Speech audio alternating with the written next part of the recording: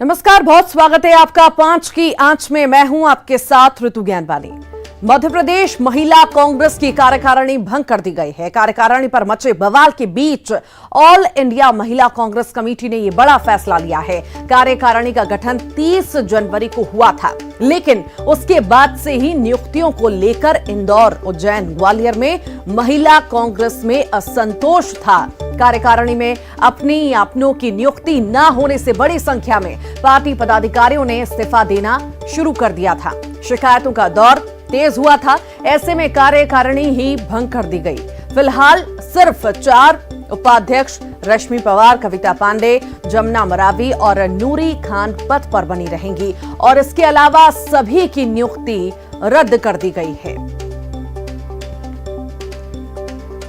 की जो कार्य समिति घोषित हुई थी उसको उसी दिन होल्ड पर रख दिया गया था और अब अखिल भारतीय महिला कांग्रेस कमेटी ने भी उस पर मोहर लगा दी है। उन्होंने ये सुनिश्चित कर दिया है कि सिर्फ 4 उपाध्यक्ष को छोड़ के पूरी कार्यकारिणी भंग कर दी गई है और निश्चित तौर पर जल्दी नई कार्यकारिणी सामने।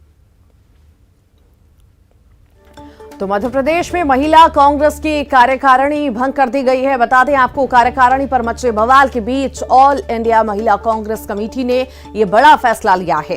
कार्यकारिणी का गठन 30 जनवरी को हुआ था, लेकिन उसके बाद से ही नियुक्तियों को लेकर असंतोष देखा जा रहा था महिलाओं में। कार्यकारिणी में अपनों की नियुक्ति न होने से बड़ी संख्या में पार्टी में नाराजगी चल रही थी और कई लोगों ने इस्तीफा भी दे दिया था। उसके बाद यह बड़ा फैसला लिया गया है, कार्यकारिणी को भंग कर दिया गया है।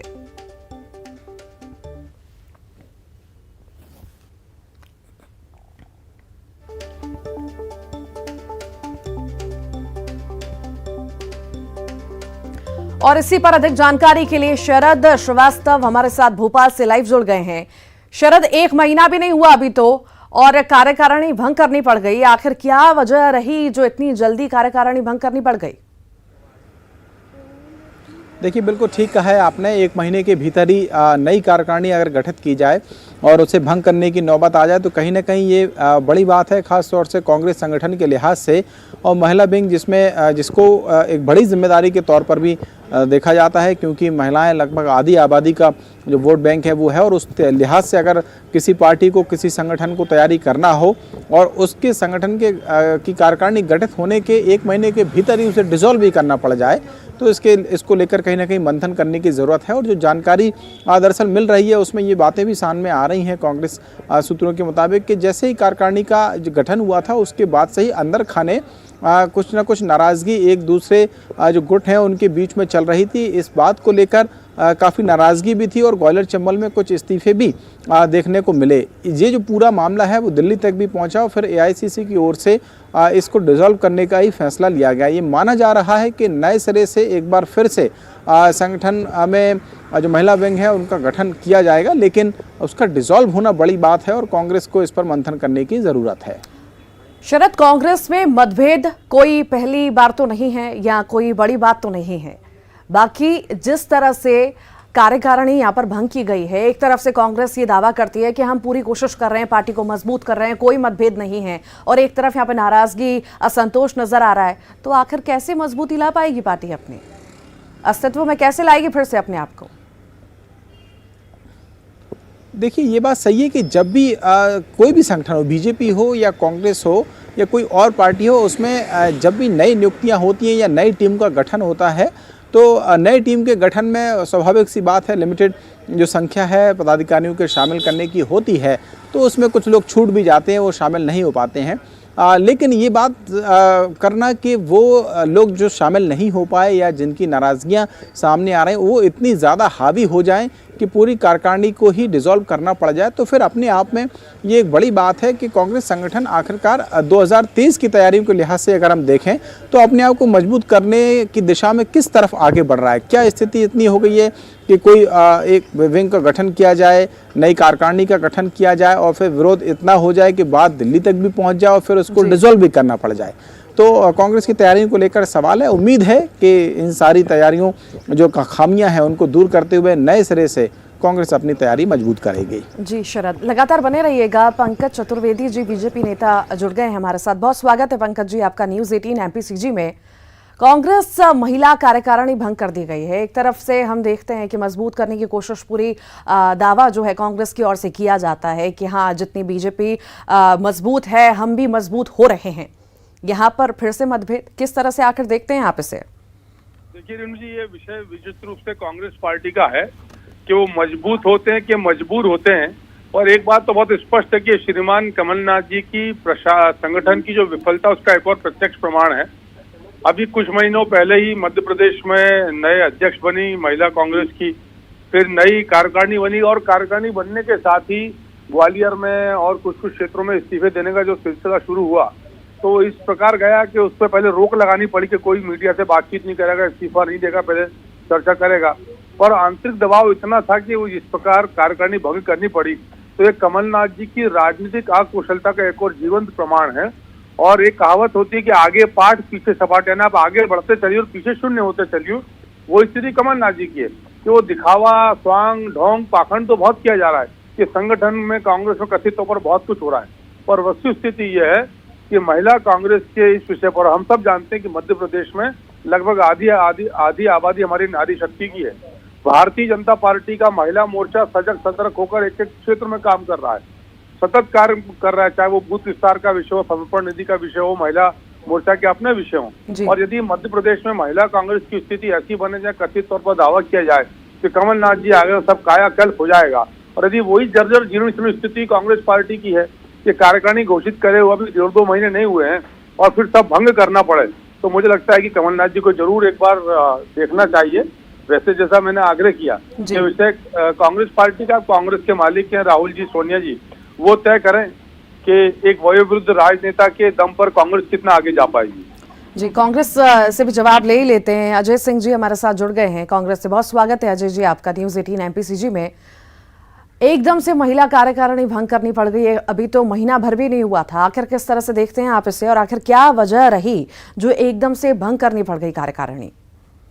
देखिए, किसी भी पार्टी के मुख्य संगठन हो या फिर सेंट्रल ऑर्गेनाइजेशन हो, उनमें समय समय पर कार्यकारिणी के संबंध में इस तरह के कदम उठाए जाना एक रूटीन प्रक्रिया है।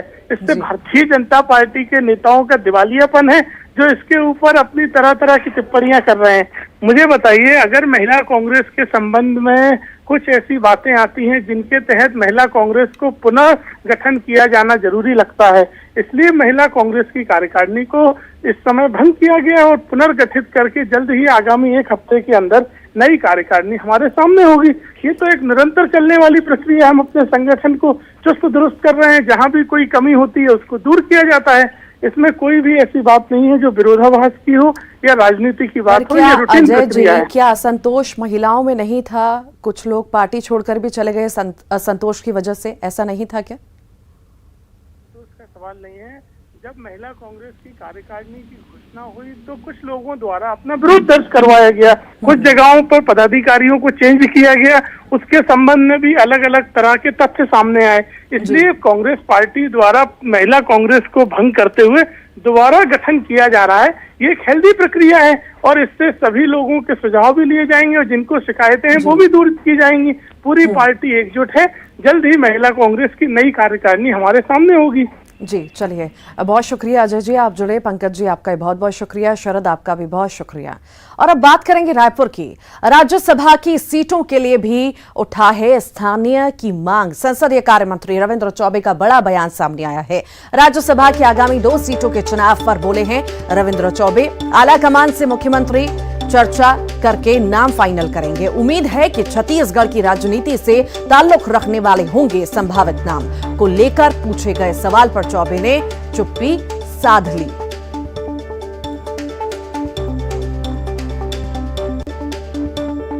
इस वक्त की बड़ी खबर आपको बता रहे हैं। संसदीय कार्य मंत्री रविंद्र चौबे का बड़ा बयान सामने आया है। राज्यसभा की 2 सीटों के चुनाव पर रविंद्र चौबे बोले हैं आलाकमान से मुख्यमंत्री चर्चा करके नाम फाइनल करेंगे। प्रदेश के नेताओं को मौका मिलने की उन्होंने उम्मीद भी जताई है। संभावित नामों पर चुप्पी उन्होंने साध ली। जहां तक राज्यसभा का सवाल है, अब उसमें आदरणीय मुख्यमंत्री जी हाईकमान से चर्चा करेंगे और उम्मीद करेंगे कि छत्तीसगढ़ में भी जो राजनीति में काम करने वाले लोग हैं, वैसे हर बार कांग्रेस ने उनको अवसर दिया है, इस बार भी उनको अवसर मिलेगा। कुछ लोगों की खराब है, कोई रिपोर्ट बनाए क्या आप लोग? आदरणीय मोहन मरकाम जी हमारे प्रदेश के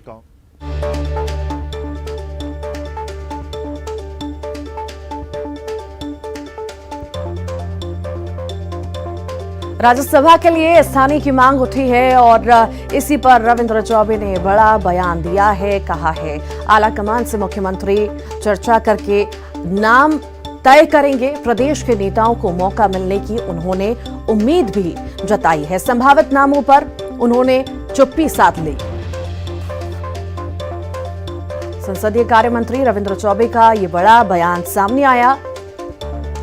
राज्यसभा के लिए स्थानीय की मांग उठी है और राज्यसभा की 2 सीटों के चुनाव पर रविंद्र चौबे बोले हैं कि आला कमान से मुख्यमंत्री चर्चा करेंगे और फिर नाम तय होंगे। प्रदेश के नेताओं को भी मौका मिलने की उन्होंने उम्मीद जताई है। संभावित नामों पर उन्होंने चुप्पी साध ली।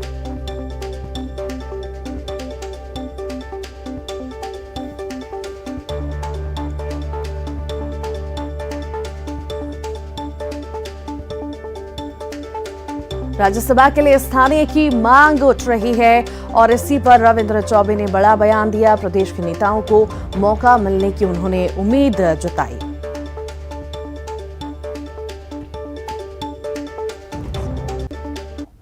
और इसी पर अधिक जानकारी के लिए ममता लांजीवार हमारे साथ जुड़ गई हैं। ममता, राज्यसभा की सीटों के लिए भी अब स्थानीय की मांग उठने लगी है और क्या कौन से नाम हो सकते हैं, क्योंकि रविंद्र चौबे ने उम्मीद भी जताई है कि जो अपने हैं उनमें से नाम भी तय हो सकते हैं, उनको मौका मिल सकता है। देखिए, लगातार अगर हम बात करें तो जो भी चाहे नियुक्तियों की बात है करें तो स्थानीय जो व्यक्ति की जो बात है वो लगातार उठ रही है। अभी इंदिरा गांधी कृषि विश्वविद्यालय में जो कुलपति के लिए स्थानीय व्यक्ति को नियुक्त करने का मामला लगातार अभी जो है वो गरमाया हुआ है। इसी बीच में अगर राज्यसभा की सीटों को लेकर भी जब सवाल किया गया तो मंत्री रविंद्र चौबे ने कहा है और जो उनका बयान था उसके हिसाब से साफ तौर पर उन्होंने कहा है कि स्थानीय व्यक्ति जो है एक तरह से उन्होंने इशारा किया कि उनको मौका मिलना चाहिए। साथ ही उन्होंने ये भी कहा कि छत्तीसगढ़ से की राजनीति से जो संबंधित ताल्लुक रखने वाले जो व्यक्ति हैं वो हों। हालांकि ये भी उन्होंने कहा कि मुख्यमंत्री भूपेश बघेल जो है वो उनका विश्वास वो आला कमान से जो है वो चर्चा करके वो फाइनलाइज करेंगे। लेकिन कहीं ना कहीं अगर हम बात करें तो लगातार जिस तरीके से स्थानीय व्यक्ति की नियुक्ति को लेकर बात की जाती है उसी तरीके से अगर हम बात करें तो राज्यसभा चुनाव को लेकर भी एक बार जो बात आई है वो यही है, बात आई है कि स्थानीय चेहरे को मौका दिया जाए। जी चलिए, बहुत शुक्रिया ममता जानकारी को साझा करने के लिए। और इसी के साथ ही यहां रुक रहे हैं एक छोटे से ब्रेक के लिए।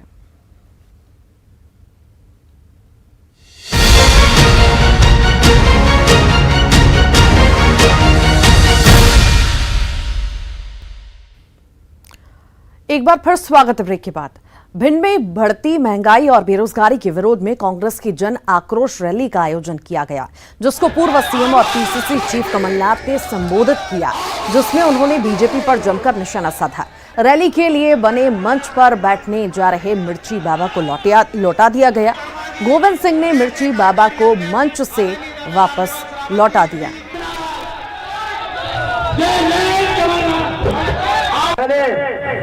माफिया के खिलाफ मुहिम छोड़ा कि मध्य प्रदेश की ऐसी पहचान बने, पूरे विश्वास की पहचान बने। ये कौन सी गलती मैंने करी? मैं तो ये पूछता हूं, आज रेत की बात करें, रेत का माफिया। कांग्रेस की सरकार आएगी, नौजवानों सुन लो, जो रेत का काम होगा ये हमारे गांव के नौजवानों को मिलेगा, कोई ठेकेदार आके नहीं करेगा। आज इन नौजवानों का भविष्य हमें सुरक्षित रखना है। आज रेत का माफिया हो, शराब का माफिया हो, ये पहचान क्या मध्य प्रदेश की होगी? ये बचा क्या है शिवराज सिंह?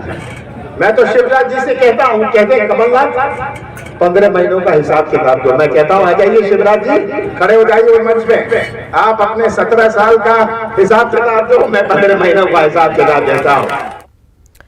कमलनाथ के भिंड दौरे पर गृह मंत्री नरोत्तम मिश्रा ने निशाना साधा। उन्होंने कहा कि जमीन से जुड़े लाहार के नेता गोविंद सिंह को पहले नेता प्रतिपक्ष बनाने की घोषणा कमलनाथ करें, तब उनका दौरा सार्थक होगा।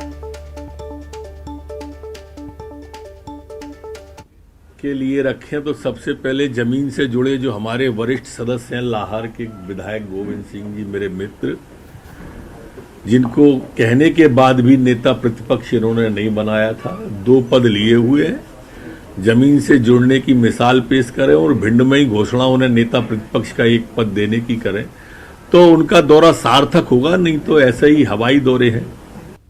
जमीन से जुड़ने के लिए रखें तो सबसे पहले जमीन से जुड़े जो हमारे वरिष्ठ सदस्य हैं, लाहार के विधायक गोविंद सिंह जी मेरे मित्र, जिनको कहने के बाद भी नेता प्रतिपक्ष इन्होंने नहीं बनाया था, 2 पद लिए हुए हैं। जमीन से जुड़ने की मिसाल पेश करें और भिंड में ही घोषणा उन्हें नेता प्रतिपक्ष का 1 पद देने की करें तो उनका दौरा सार्थक होगा, नहीं तो ऐसे ही हवाई दौरे हैं।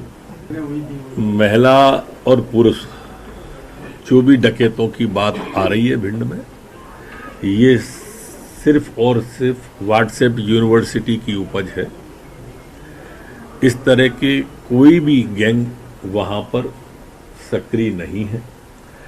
गश्त करा के, चेक करा के और रैकी करा के इसको विधिवत देख लिया गया है और मेरी प्रार्थना उन सब लोगों से है कि इस तरह का भ्रम न फैला। बाबा से दूरी, गोविंद जरूरी, इसी को लेकर के गृह मंत्री नरोत्तम मिश्रा का बयान सामने आया और उन्होंने कहा कि जमीन से जुड़े लाहार के नेता गोविंद सिंह को पहले नेता प्रतिपक्ष बनाने की घोषणा कमलनाथ करें, तब उनका दौरा सार्थक होगा। और इसी पर अधिक जानकारी के लिए अनिल शर्मा भिंड से हमारे साथ जुड़ गए हैं। अनिल, इतने करीबी बताए जाते हैं, हम खुद देखते भी हैं मिर्ची बाबा, चाहे कांग्रेस के हो चाहे कमलनाथ के हो, आखिर क्या वजह हो गई, ऐसी क्या आन पड़ी जो मिर्ची बाबा को लौटा दिया गया मंच से?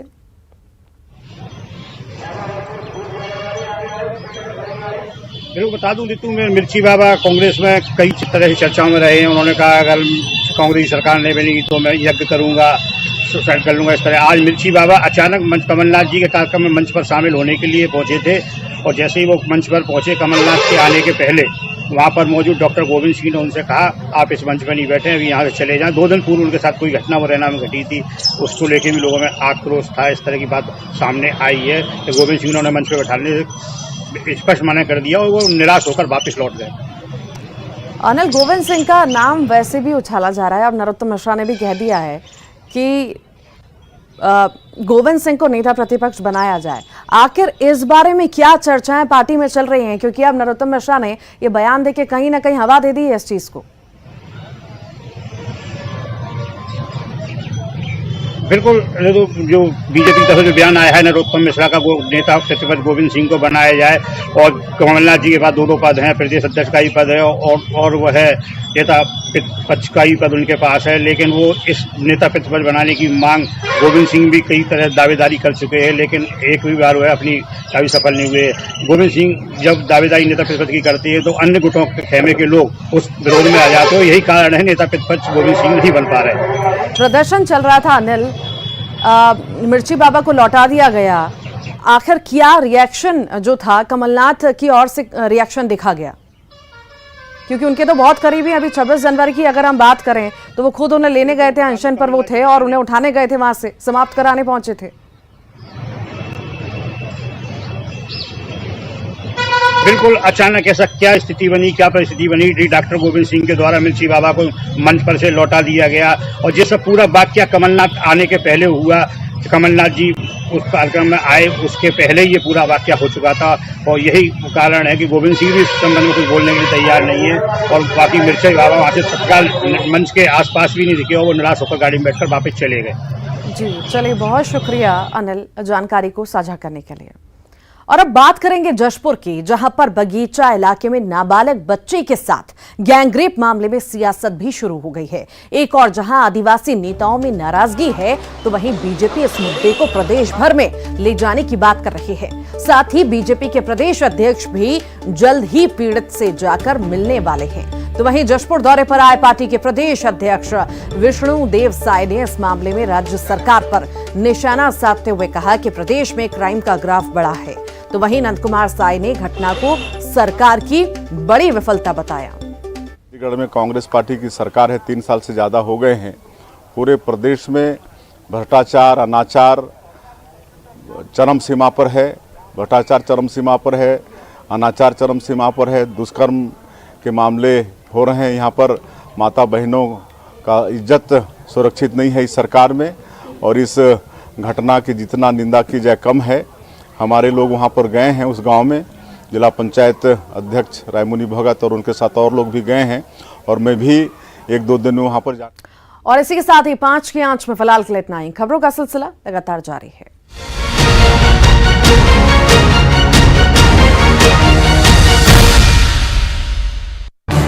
इस